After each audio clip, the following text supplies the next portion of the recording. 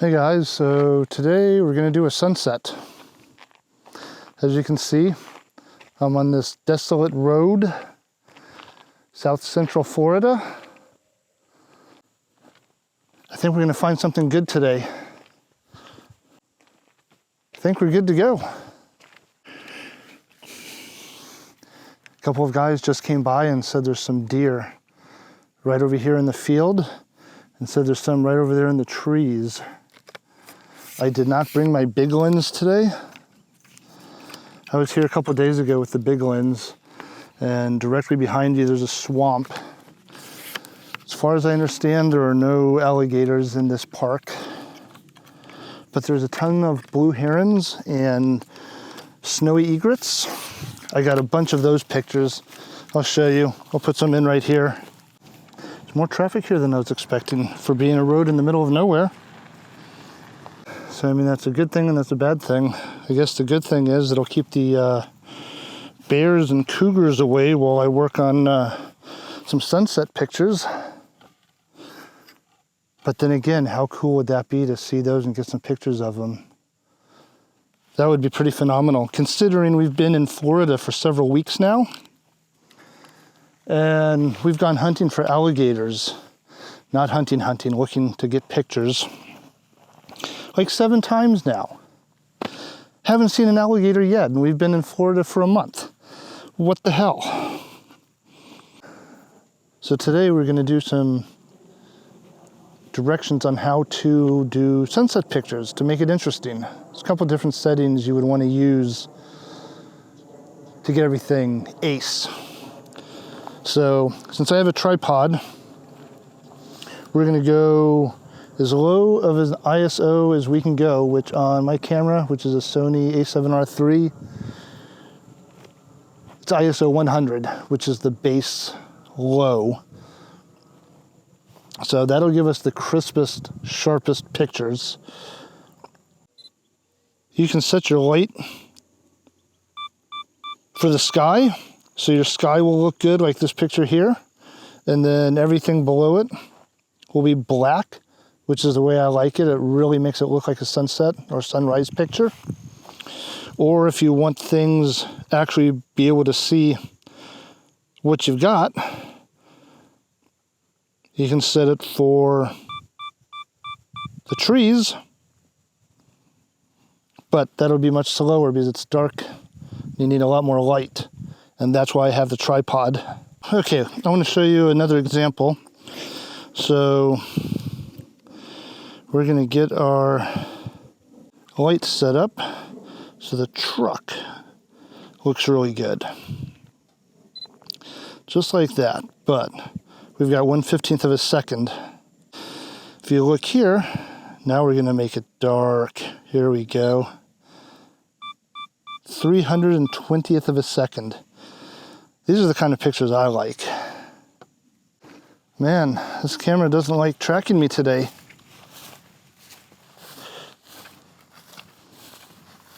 Over here.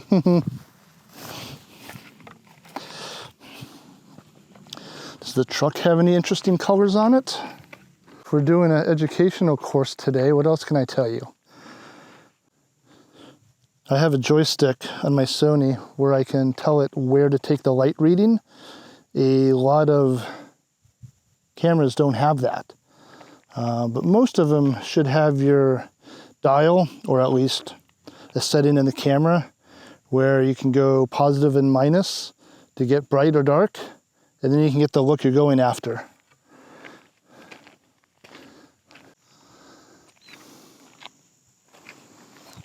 I know you've probably heard a lot of people saying don't put your camera into the sun. I have never ever had an issue with that. I mean, you definitely don't want to just leave it there, but going ahead and taking a picture real quick, there is no issues at all. All right, well, we'll pause it for a few minutes. We're going to wait till the sun gets actually at the tree line. It's still a bit above, and we'll take a few more pictures.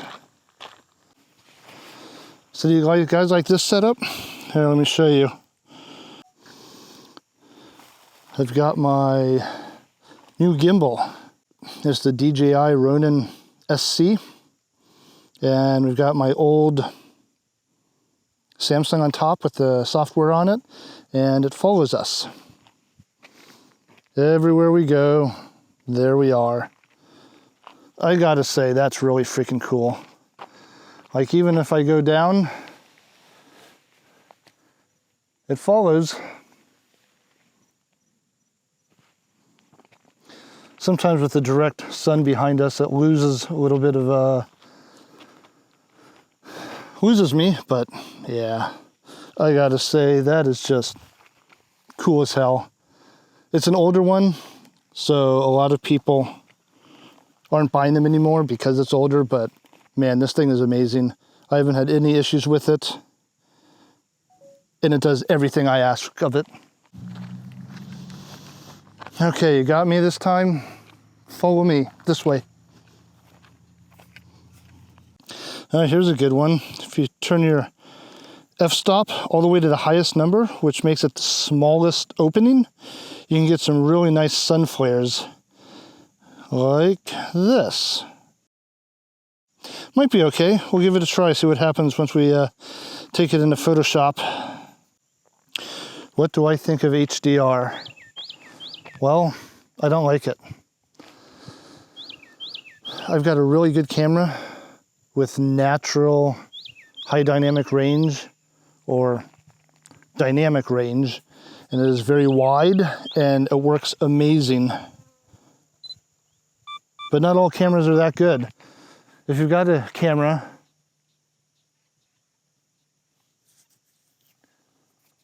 if you have a camera that doesn't do very good dynamically from the brights to the darks, then yeah, it's okay. But if you've got a little extra money, get something like the Sony a7R III like I have. It's been around for a couple years now, so you can get them pretty cheap compared to what they used to be. And they've got amazing dynamic range. And you can get pictures, the bright sky and the almost black ground, and still get detail in both. It's quite phenomenal. I have a serious question for you guys. I feel my videos like this are boring. What do you think I should do to make them more exciting?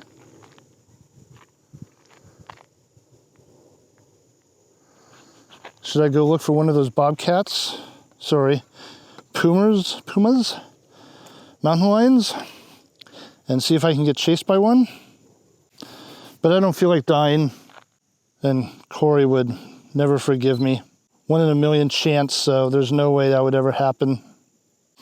I do what I love, I do what I know,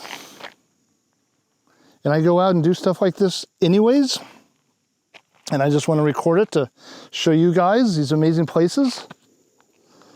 But nobody's going to watch it if it's boring, you know? So you know what? I sell my pictures online.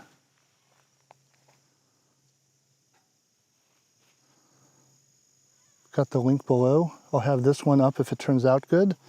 We'll go home and Photoshop that and see how that turns out. And I've got other pictures for sale too. You can get it on vinyl, on acrylic, metal, canvas. There's all kinds of stuff you can get it printed on, anywhere from little tiny to half your wall. It's quality stuff. My wife and I travel permanently. We are in Florida right now. We're going to the Florida Keys. We're going to go to Dry Tortugas. And I love taking pictures. So we like to share the places we go. I also like doing architectural photography. So if anybody has a short-term rental and you don't have the pictures you want of your house, let me know. We'll work something out. Trade you a couple of days to stay at your place for some professional pictures of your house. March, April, and May of 2023, we are going to be traveling from Florida up the east coast of the United States into southeast Canada. So if anybody anywhere along that range within 100 or 200 miles of the coast and you need help with your short-term rental, let me know. We'll work something out. Yeah, I'm done. There's too many damn noises around here that sound bigger than just a lizard or something, so I don't want to die. We go home now. Photoshopping this picture took almost an hour. This is way too much to go through right now. This is already becoming a pretty long video, but we did get a wonderful final product. So if you guys are interested in knowing some of the processes I go through in Photoshop, let me know. I'd be happy to make a video about that as well. Thank you for watching. Please like and subscribe. I will have the links below for our portfolio, and if you're interested in buying this picture, we will have a link there. Have a good day.